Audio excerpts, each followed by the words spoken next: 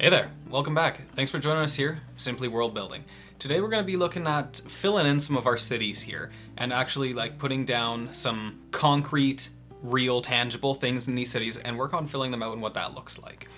So we're not going to be making a map for these cities and nothing sort of to do with physical placement.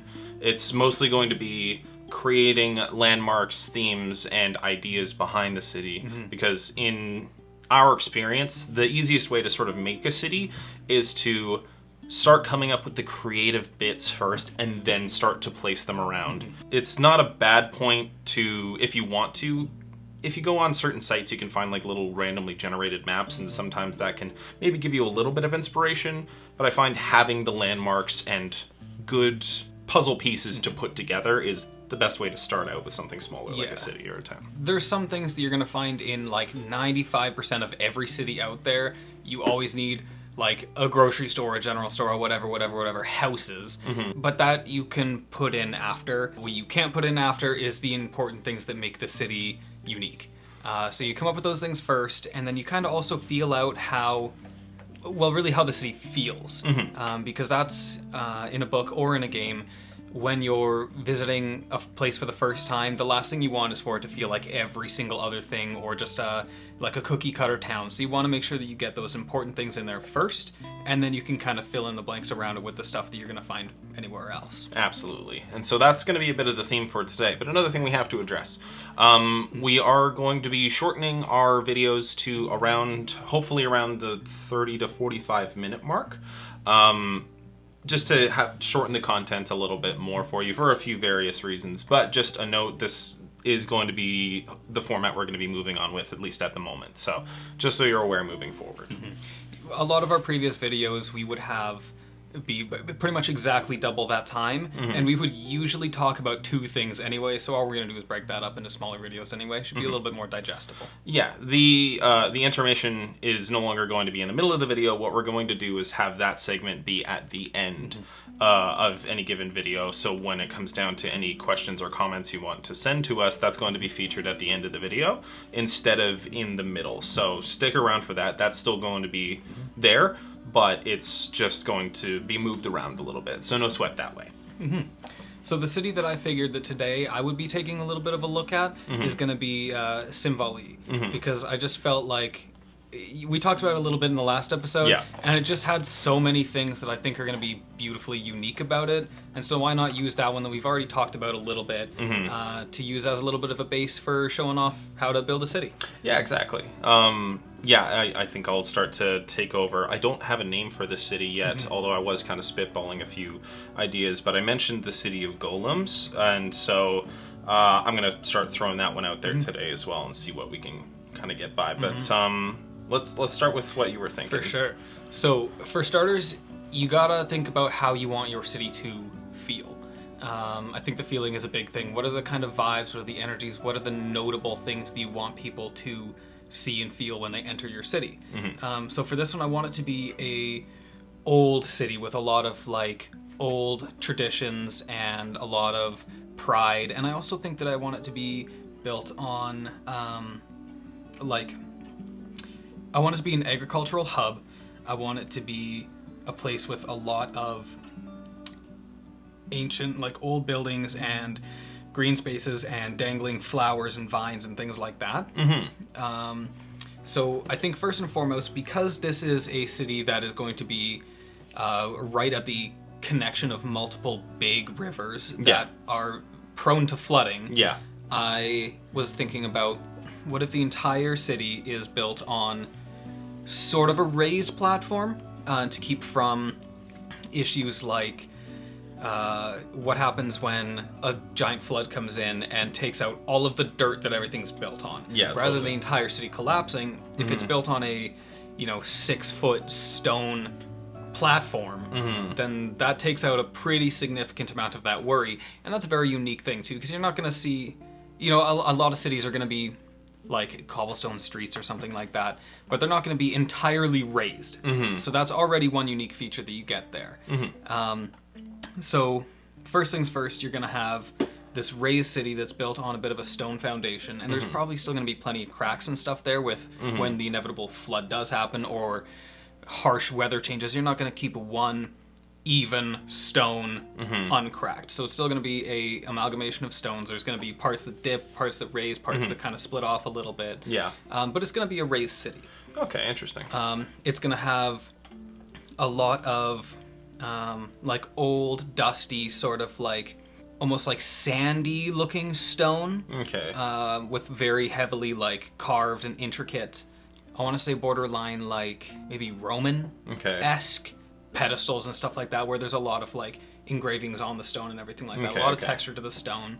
And then along main boulevards and streets like that, all down the like main thoroughfares and everything, there's going to be all kinds of like hanging baskets, vines and stuff that dangle out into the streets and provide a good level of protection from the sun as well, because this is going to be an area that gets a lot of sun. It's going to be an arid, hot climate, and so a little bit of protection from the sun, as well as the effect that with some green coverage gives you a whole lot more like moisture and cover and shade, and so that's going to feel a whole lot nicer for the citizens there.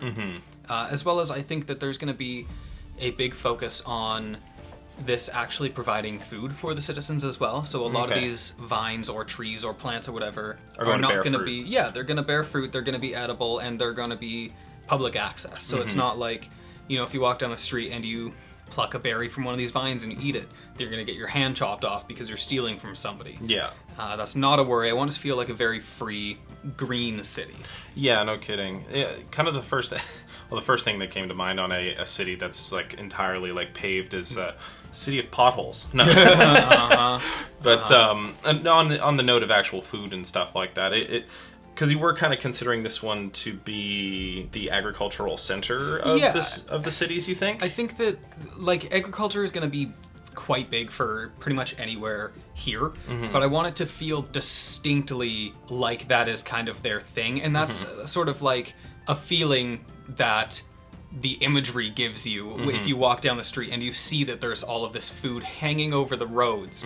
That gives you the feeling, if you walk in a game or if you're described that in a book, that there is bountiful food here. Yeah. So absolutely. Well, that's exactly it. And an excellent point is the fact that like you're not it doesn't, unless you're walking into like some private land or something, like you're not stealing food, because culture, like sort of as a cultural thing about this city, is the fact that there is enough food for everyone all the fucking time. There's probably too much actually. Exactly. And they probably have plenty that they have to get rid of. We don't worry about food waste here because people just eat when they want it. Yeah, exactly. And so it would be such an interesting thing to just like, oh yeah, well, peach, excellent. I got one of those because I'm a little hungry at the moment. Exactly. And so for that to be everywhere, I think is a cool visual for sure. So that's an excellent idea. Although the one thing I did sort of think as well is like, would there be sort of patches of dirt in places, like if you're gonna have like a little park? Or stuff like that. It's not like it's gonna be one sheer stone surface. Like it's not like they're built on one solid stone or anything like that. I do like the idea that maybe there is some of it that is actually natural stone, but it's gonna be the kind of thing where they built like a big wall basically and then kind of filled that in. Totally. Just so that the water doesn't come rushing through and just wipe out all the foundations of the city. Totally. But it's not going to be like one sheer stone. So there is going to be areas where they're able to like just dirt it out, make a nice public park, something like that. Totally. And still dig through it and stuff. It's not like they're having to mine stone to get through this. I also picture it as still being pretty like cobbly, pretty gravelly and dirt patches in places and everything like that. But just the fact that it is raised and therefore protected also at least partially from the floods. Well, that was kind of another thing that popped into my brain as well, is like if you're going to have an area that is like heavily paved and also right beside rivers and probably prone to a lot of rain and flooding as well, is drainage is going to have to be a huge part. That's exactly what I was just thinking as well. It's going to have to be a huge part just naturally of the city's identity as well, which in the same sort of realm brings up Rome again. Like they sort of had the first grand citywide sewer in a way, and so you can pull a certain amount of inspiration from that as well. Yeah, absolutely. So in the same vein, the same thing that I was just thinking was that if you put a big old rock in the middle of a river, it doesn't necessarily have the effect of, the water will just go around it, because the water's going to hit it and get hit by more water, and so if you don't have drainage, it will just kind of collect like a dam and go over. So they are going to have things like canals that run through it. And maybe for a lot of the year, these are more or less empty and dry. But then in the flood seasons, it does allow actually water to course sort of through the city, so that it doesn't just get smacked on the closest portion of the city to the river and then end up flooding over anyway. Or it could be even something that they might have a certain amount of control over the flow of. And so at certain points of year, it's relatively shallow, but they have to open it up to allow certain amounts to come through or something like that. But yeah, same sort of idea. But I think that because that's a consistent thing, I do think that they would lean into that a little bit as well. And so maybe there's water wheels, or I feel like it's the Archimedes screw, where there's like these tubes and the water is pulled up. Pulls up. Yeah, exactly. Totally. And that can kind of feed and water the upper levels that are covered by all this vegetation as well. I think that is something they're definitely going to lean into. Yeah, totally. And so maybe, there's aspects of the city that need water, and it is fueled by a little bit of flood water, because it's something they're preparing for. Well, I mean, that's another thing that kind of comes up in being riverside, or at least somewhere where they could have a canal, is not only agriculture could be here, but just also certain levels of production, just surely because of a mill. Yeah. And the ability to have water wheels, so that, mills and granaries and stuff like that would also probably be pretty abundant in this place as well. Yeah, absolutely. Yeah. Yeah, so I think that as well as being able to do things like provide clean water to homes in the city, which is pretty rare for old cities like that. A lot of times you have a well or something like that, but otherwise you probably have to make a trek out somewhere where there is water and then bring buckets back to your home. Yeah. This does provide them the option to almost have semi-running water. Yeah, exactly. Almost semi-running water, where you can pull it from, your block, or maybe it runs along the gutter of every street as clean water and stuff like that.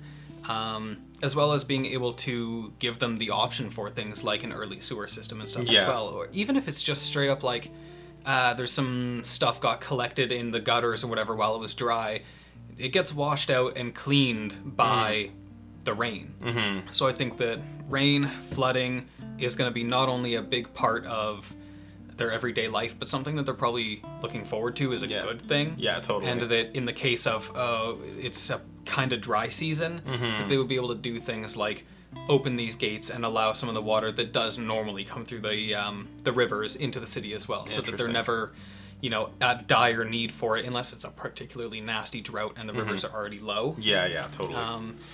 Yeah, so that's kind of what I was thinking, is that it's going to be a city that is very heavily oriented on things like these little canals that go through their streets, the rainwater, vegetation and stuff like that, to make it a really, really pleasant place to be. Yeah, totally. A place of abundance, a place of happiness and food security, and honestly just comfort, because a lot of it really is going to be like a hot area. Yeah, totally. And some cities that don't have this level of infrastructure built for rain and river harnessing, they're going to feel the effects of a hot summer day. But here it is going to be nice. You're protected by these like foliage overhead. Yeah. You're getting and honestly maybe like even too they like can take in this like rainwater, and as it goes up one of these Archimedes screws or whatever, there's some sort of, not like a sprinkler system, but something that can just kind of like almost like mist a little bit of water to cool down the harsh stone of the city, as well as like water all the crops and cool down the people. And it's something that you can see like the kids running outside on a hot day and basking in the sprinklers. Yeah, interesting. Well, I mean, we have magic as well as something that can just sort of replace technology in certain areas of this sort of thing. One of the things that kind of initially came to my mind is exactly how raised, because what makes me think is that in the case of where, because this place is right where the rivers meet. Yeah. And so what makes me think initially is like, okay, so if we have one of the rivers here and one of the rivers here and they connect, exactly how raised, because I'm assuming the biggest point where it's going to be raised is where the rivers meet. That's where it's going to be the tallest, more than likely, because that's going to be where the most water collects. And so how tall are you picturing above this sort of area? Not incredibly tall. Okay. Like we're talking from the lowest point in the ground, it'll maybe be like 8 feet up, but then further away from the riverbanks where there's been a little bit less erosion, that it's maybe more like, 4 feet up, but then as you get a little bit closer to where the ground has been weathered away more by the moving water, that it's more like 8 feet. Because it'll be more or less like sort of a flat area, but the world around it isn't going to be flat necessarily. So in some places less, some places more, but not incredibly lifted. I think that a huge portion of their like flood prevention is going to be the fact that they are actually able to let certain amounts of water disperse in different ways. So rather than having this object that is getting pushed on it by all sides by water, that they kind of let a little bit get through as well. So it's displacing water more evenly. Yeah, okay, that makes sense. Yeah, that was just kind of one of the main questions I had, because I was like, okay, well, we can picture this really tall, which is kind of, at the tallest point, it was just kind of like epic, but also a little weird, because this place was, for the most part, going to be relatively plainsy and relatively flat, and so yeah, I was just trying to kind of picture it there, but that totally makes sense. It's the kind of thing where you will need to use stairs to enter the city, or a ramp or something like that, but not the kind where you're heaving and sweating and crying and screaming at the end of the stairs, like beginning of Kung Fu Panda. Yeah, exactly. But yeah, so that's kind of what I want this city to evoke, is the feeling of comfort, growth, greenery, a surprising amount of like incorporation of water, like even celebration of water, but just like in the middle of what is not necessarily like particularly harsh and brutal, but definitely like hot and sometimes unpleasant outside, that this is almost kind of like an oasis where it's very green, it's very shaded, it's very like moist, and there is a succulent fruit waiting for you at every corner. There's children running around outside playing in their swimsuits or whatever on this hot day, and like and an old man walking down the street drops his heavy bags and just like splashes some water on his face, and it's just that feeling of relief is kind of the feeling that I want this city to evoke. Yeah, exactly. Exactly. Just like right after a big gulp. Yeah. It's the city of water in a way, absolutely. So a couple of important landmarks that if you were making a map that I think are important for this city, I want there to be like a frequent, or at least like multiple like bathhouses that are maybe like built on these canals or something, where it's constantly filled with like fresh water. I want there to be canals in general to be a big portion of this. Yeah. I want there to be plenty of like water wheels and these like screws that can bring water up, like hanging gardens of Babylon style, to feed like the plants and vegetation on the higher levels.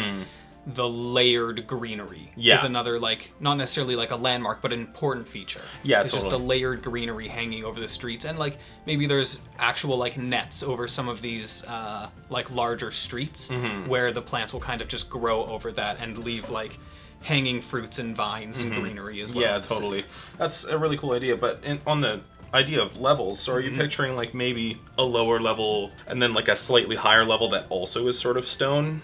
In a way, so like you have a lower, medium, and maybe even a higher level, and so the city's almost kind of stacked on top of itself in a way?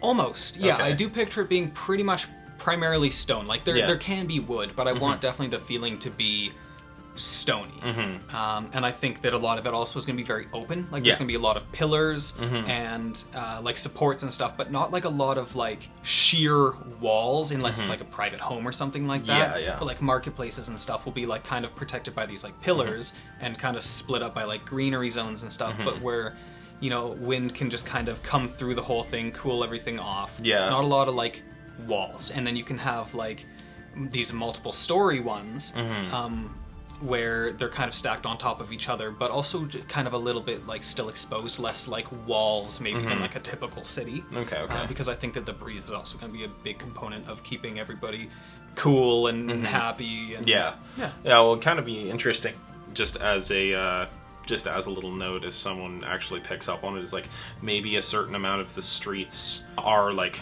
really, really long and straight, but only like in in the western to eastern direction because it allows that's wind where the to actually wind comes in. Exactly, and so it kind of blows through. Whereas like Yeah. it's a lot more blocked off in the other way, and so Yeah. it kind of accepts and channels the wind down. Yeah, totally. But yeah, I do think. Sorry, I don't know if I fully answered your question. I do think that there's going to be a fair amount of second and maybe occasionally third story buildings because it's stone. It's a very sturdy structure. But I do think that like it's a multi-tiered city with a lot of draped greeneries and a lot of exposed like beams and stuff, less like solid walls that kind of break it up. Yeah, well, sort of more what I was kind of picturing is like, is this like in a sort of way a garden, like they have their initial layer that's raised, but then maybe as you get closer to the center of the city, it raises again. You see what I mean? Like maybe a second layer, I see what you're saying. maybe even a third layer, because that was one thing I started to picture when you started to talk about the sort of water screws,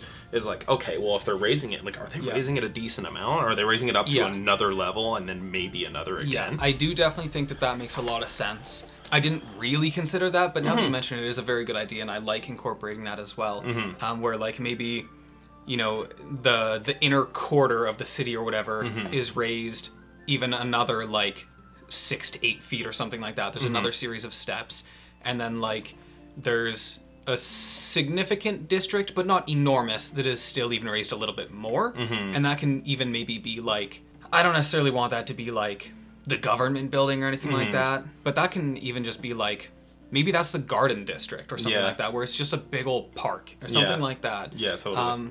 But that would be cool if like they had a top level, and instead of that being for like the rich, where maybe you could put that on the second level and get away with it. Yeah. But just the top level that's got the view. It's like, oh my gosh, what's it called? New Yorkers are gonna kill me. The park in the middle of fucking New York. Oh, Central Park. Thank you. Well, the one in the middle. It's the one in the middle. What's it called? Makes you feel any better? I had no clue. No, I just blanked on it. Like I know what it's fucking called. Yeah. But yeah, it would be cool if they had like this sort of raised Central Park, and like even if it like looks over buildings and stuff like that, and like you can look down towards the coast and stuff like that. Like it would be so cool to have a Central Park that's just up and above the whole city. And I do think that that's also an important like safety thing too, because the whole like city is built to like withstand and even like encourage and incorporate floods into like just normal existence. But if it's particularly nasty, if it's biblical, mate, then I kind of expect that there would be some damage in the lower levels, but even if the water fully like goes over it, that'd be because of how like stony and like kind of lack of wally a lot of this city is, that it wouldn't be devastating for a flood, but you can't just stand there in a flood. So you go one story up. Exactly. You go a little bit up. And if it's a 16-foot swell on this river, like some crazy apocalyptic level flood, they just go one tier up, and there's enough room up there for the civilians to at least make it through and then go back and if for some reason it reaches second tier, there's high ground for everyone to reach. Yeah, and keep that in the center of the city, so like, oh, it's getting really bad out there, everybody just kind of goes in. Yeah, totally. And I think it would also be such an interesting sort of set piece if like there were some sort of screws that like brought it up, and then there was like a pond in the middle, and then like maybe even it kind of waterfalled down on the other side, and then it kind of flowed down into the river. Yeah. But yeah, so no, that's a really cool idea. But yeah, when you brought up layers, I was like, oh yeah, that might is there sort of a stacking? Yeah. And yeah, I think that could be very cool, definitely. Yeah, so that's kind of the feeling that I want to evoke in people when they walk into the city, when they see the city, when they are described this city, is that's how it feels. Yeah. It feels like a water park, and you're a kid in the hottest summer you can remember, and you go in there and it's just, you know what I mean? Yeah, you're walking on the street in those nice misters, and you're just like... Exactly. Totally. Yeah. I mean, it's so funny. We were talking about like being like Sim Valley also being like a very proud city of itself. Yeah. I'm like, fuck, if I lived here, I'd be like, we're the best. I'm kind of pumped up about it. I would live there in a heartbeat. Yeah, absolutely. That's fantastic. Yeah. No, I love that. That's an awesome little place. So for my place, it's I had kind of a name. I think when I was starting to screw around with it, it came out to like Steinvolter or something like that. Well, I think it translates to Stone Guardian. But I will triple check that. We can nail it down for sure later, but either way. So this was the place I was kind of considering to be the city of golems. And so when considering that place, firstly, what stuck into my mind was the feeling of sort of like sturdiness and also like military safety in a sort of way. Because when I started thinking of golems, I'm like, well, what ways could a city actually use golems? And I'm like, in every fucking way possible. Yeah, like why there's not? Yeah, exactly. Like if you can build an automaton basically to do anything for you, this is probably going to be one of the more advanced cities that exists. Ancient fantasy version of being forklift certified. Yeah. Exactly. And the variety, I think, can be so incredible. And but what also sort of had me going was like, okay, well, if golems end up being like this very, very intense and cool technology, what's preventing this from being everywhere else? Sure. At least within the local area. And so I think what is going to be an interesting idea is that what makes golems work is going to be a limited resource. Okay. Well, now, initially what I thought is I'm like, okay, so this is going to be in the dwarven country, and I was thinking probably close to the mountains just in my head. So I was like, okay, it could be a crystal of some kind or some sort of mineral that you can only use as like the heart of a golem. But another thing that kind of popped into my head, again, sort of the theme of our world is these gigantic creatures. And I'm like, maybe something about them is something that could be used for creating golems as well. And then maybe just like the ways people make them as sort of thing. So I was kind of toying around with that, but I was initially thinking like some sort of cool crystal that is rare and mined in this area specifically. Whereas like, if you did make it the sort of hearts or souls or something of other creatures, it's again, why is this not somewhere else? So I had an idea for you. Okay. Feel free to shut this down. Yeah. But how long has this city been doing that? Very long time, I think. Okay. I'm thinking it's one of the older dwarven cities, and this has been a craft of theirs that they've refined, and they honestly they export this stuff. So what if this is something that maybe did come from one of these giant beasts? Maybe like there was some kind of like golem type beast or golem leader type beast, and they took its heart, its brain, its whatever, its magical core, and so that's why there's only one, and they can kind of like either use fragments of it to charge these things, or maybe being within a certain radius of it is like it's how it's charged. Or... That's huge. That's a great idea. You could make it some sort of fucking titan or something like that, and its heart ended up being this sort of, I always pictured it as like sort of an amethysty purpley glowing crystal, but maybe this place is almost built beside or on top or around this thing. Yeah. Or maybe they did take it down and it's like this huge part of their like legends and stories and pride as well, is that, oh yeah, my people, my predecessors, my great grandpa fought this thing, and it gave us our little golem guys that now do all our work for us and protect our city. No, totally. That's huge. Yeah, we can flesh that out like exactly a little bit later, but I think that's good. We can make that a canon sort of thing, because it's literally the best of both worlds. It's like it could have been some sort of giant stone titan that when they ended up taking down, just had this special component. Yeah, and it brings in the like the plot device of these big old beasties sort of like leaking out and influencing every corner of the map, is that this comes from one of those in one way or another. Yeah, totally. And so that's an excellent idea. Thanks for that. But of course. Visually, what I sort of wanted to represent in this place, the first thing I pictured was the front gate, and you can picture like the two guards with like the spears. Basically the main gate of this place being opened and closed by two gigantic stone golems. Just like as soon as you walk in, like or as you're walking up to this place, there's just like these sort of 20, 30, 50 foot gigantic beasts, because the reason I wanted the golems to be a thing was to defend the city from threats and these generally huge beasts in general. And so having two guardians right in the front that are sort of the gatekeepers was a cool thing. But also shrinking it down and even thinking of if they had like street lamps that were like constantly lit by like little ones that would kind of climb up and light it and then climb down, and they like every little thing has a little job. There would be golems that would just get the door for you when you're going into a pub, or the golem bartenders, or ones that would maybe even do more complex things, like that's the one that's playing the piano at the pub. You're in a really expensive restaurant, and so there's a golem that stands there, like, in the bathroom with the towel or whatever. And you're like, I'm kind of a little uncomfortable that you're here, but you're a golem, so, like, it's fine. Yeah, totally. And so, yeah, just having little automated golems to do kind of a lot of the work around this place. And so what that initially made me think as well, I'm like, okay, well, if these golems are taking our jobs, what's going to be left there for the people? And so what sort of popped into my mind is like, okay, well, making golems is going to be the best trade. So now the art of making golems is going to be something that's like, I mean, you can kind of even compare it to how things are becoming automated more and more nowadays, is the fact that it's not learn to code, it's learn to make golems. Yeah. Like, instead of doing all these menial tasks, like, what's going to be a more important job is making the golems that do that job. And you can picture golems like the ones that they look like a mannequin. They're very simple, they're very smooth, they look very nice. Or you can have like pretty crude ones in the poorer parts of neighborhoods and everything that you just made, but you just got some fucking rock and you finally got a little piece of golem heart or something, and you just stick it in there, and so now that one folds your laundry.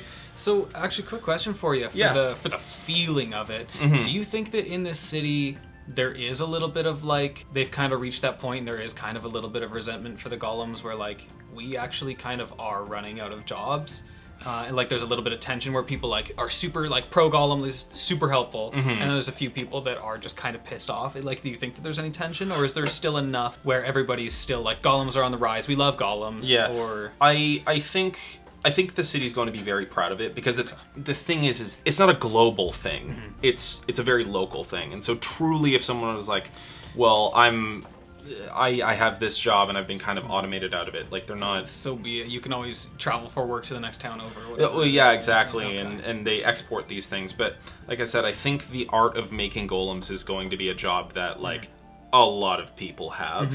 And so it's going to be kind of a competitive market, and it's going to be, I think it would be very interesting, because you can picture very, very crude ones. I also like to picture the fact that, like, some guy commissioned a really gnarly one, and it's sitting there looking like those freaking Greek god statues. Like, super detailed, incredibly beautiful, spectacularly made, and like, and those are the ones that are, like, commissioned to be, like, really, really good, and maybe even they have, like, somehow their stone cloaks flow, and, like, it's an art. There's like a terracotta, like, glazed blue and white statue of David strolling down the street, like, leaf underwear blowing in the breeze. Yeah, exactly. And so, like, you have everywhere from, like, basically 3 rocks taped together all the way up to these absolute masterpieces of art. And so they're constantly commissioned, or people are constantly making their own in order to make their own lives easier. And so they see that as a level of prosperity and something to be proud of, and something that makes them way cooler than you, for example. That's sort of what I was picturing for this place. Now, the feel of it, for some reason, I also kind of picture, like, the nightlife of this place also being very, very cool. Like I said, I was like, oh, maybe they have, like, little lanterns or something like that, but I'm also like, maybe this stone has multiple uses and also provides light in some sort of way, and this sort of cool purple makes its way through the city in multiple ways, like on maybe tapestries and emblems and stuff like that, and they sort of identify with the stone itself to a certain degree as well. I mean, that was kind of most of what I had come up with, and all you can really do from here is just think of other little things for golems to do. The city's obviously going to be, again, similar to yours, although I think a little bit different, because it's going to be very stone based when in its construction and architecture and stuff like that. But I think in a little bit of a different way, because yours was going to be sort of almost like a sandstone, or sort of a little bit dustier looking, like sandy, and like like a tan color rinse over the entire city. Whereas I think mine's going to be basically the opposite, where it is a lot of gray solid stone throughout the city and stuff like that. But what I want this city to feel like is, in a sort of way, like a city almost of, like, the arts in a way. Like, I was thinking the same thing. A lot of their work is done for them, and so they fill their time they fill their time by it's a let them eat cake sort of thing, where the people have begun to flourish, and now the arts are something that they focus on a lot more, which I think is going to be interesting because it will contrast with a lot more of the generally dwarven, considered dwarven things like mining, labor, and stuff like that. So this very place, refined form of that kind of same thing, right? Exactly. Like, you're not getting the deep rock galactic rock and stone sort of mentality. They are going to feel like a bit of a higher society to them, I think. So do you think that, like, because when I think of like a heavily, I mean, not that it's necessarily heavily industrialized, it's very much more like artsy and stuff, but do you think, like, you know, with probably there's some foundries and stuff and like that in the city, do you think that kind of makes the air a little bit smoky? Do you think that it's still pretty clear because it's more or less is just chiseling stone? Or like, do you think that kind of like ripples out into something that you can feel in the city, like the air is like a little bit smoggy? Or I wouldn't say smoggy or anything like that, although when you bring it up, I'm sure there will be a lot of gravel and dust that makes its way around, but also we got golems for that. For sure, so golems sweeping it up. Yeah. And speaking of nightlife as well, since I mean, like, a lot of these people are, you know, doing that for their job and then they got a bunch of time off after, like, do you think that there's like a lot of like wine club meetups? Do you think that these people are like, they go down to the nightclub and there's like a golem DJ spinning discs and they're all just kind of like dancing it up? Like, what kinds of things do you think they do golems can't make art, we know that. No. That's true. We've learned that one. But I think the nightlife is going to be a thing. Wine, maybe not. Maybe not a big wine. But I mean, you also got beer tastings. For sure. They're dwarves. A little flight of beer. Yeah, absolutely. They got their drafts. And they got the constitution to make it, like, you know, feel like wine. You know, they can pound that sturdy ale like nothing. Yeah, so. Exactly. It is going to be feel like a little bit more like a refined society as well, but I think it's going to have a certain amount of the sort of pub like late night parties sort of feel as well. They're going to make a lot of money here as well, because this is the thing, is not only is a lot of their work done for them, but also exporting automation is going to be big money, huge money. And so another way where it's kind of not similar like to today's automation as well, where it's not like you can just get a machine to do things like manufacture things for you, like industrial revolution style, and like they were just making a machine for everything and that spread throughout the entire world. It's like, no, if you want a machine, you have to get it from here. If you want a golem to do something for you, you have to get it from here. And so that's why there's going to be this kind of semi-competitive market locally, but realistically, you're going to be selling these things. And so the population's going to be pretty wealthy, I think. It's going to be a pretty high class, pretty wealthy area. And so when you brought up, are they going to be doing wine tastings and stuff like that? I'm like, oh yeah, there's going to be what you would consider high class wealthy things here for sure.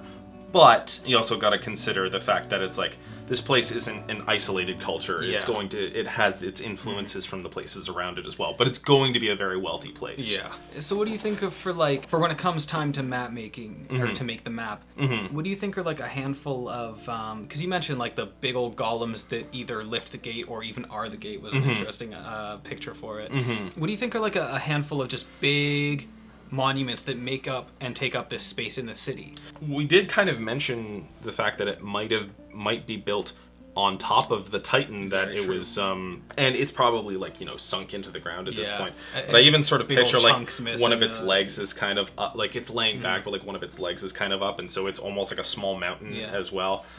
So that, like, that's kind of one thing, is like there will probably be certain areas where it's just like there's just, you live on top of a hand. Yeah. You live on top of like a half buried, overgrown hand and stuff like that, which will be cool. That's very like Xenoblade Chronicles. There's a few things with that sort of inspiration. There's also, I think, the show Owl House, if you've seen that.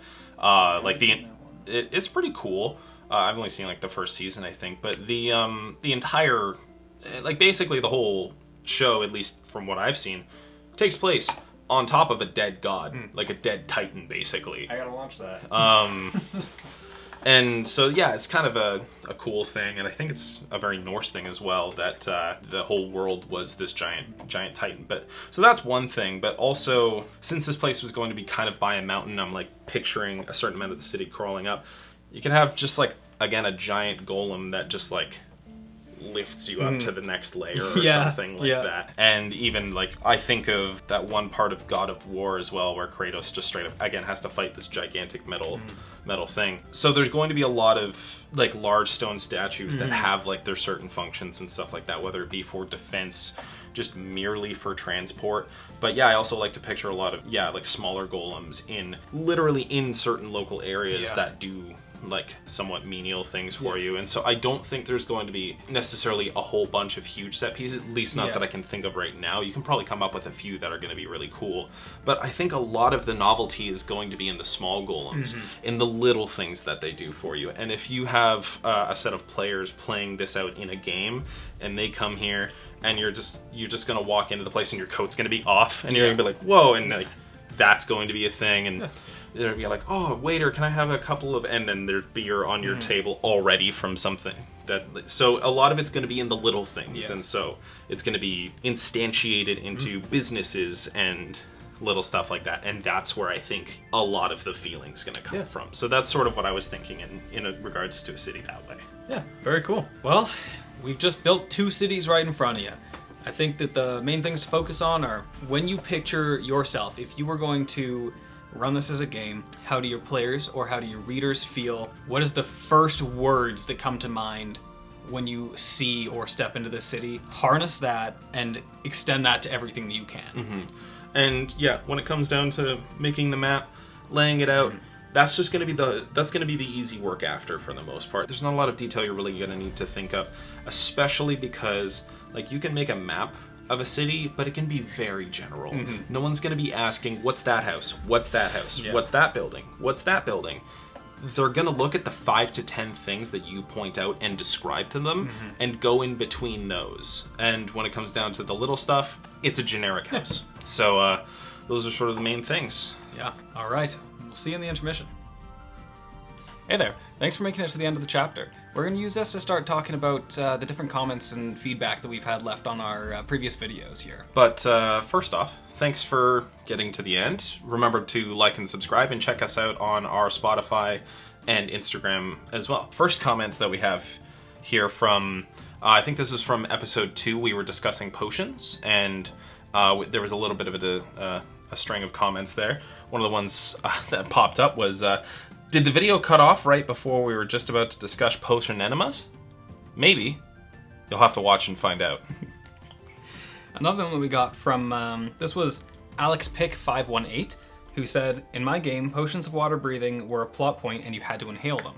I think that that's a really cool one because that also is very heavily invested in the theme as well, as if you have a very strong underwater theme where this is a constant thing, then that's a very engaging choice, especially for a way to do it, is if you're constantly huffing these potions.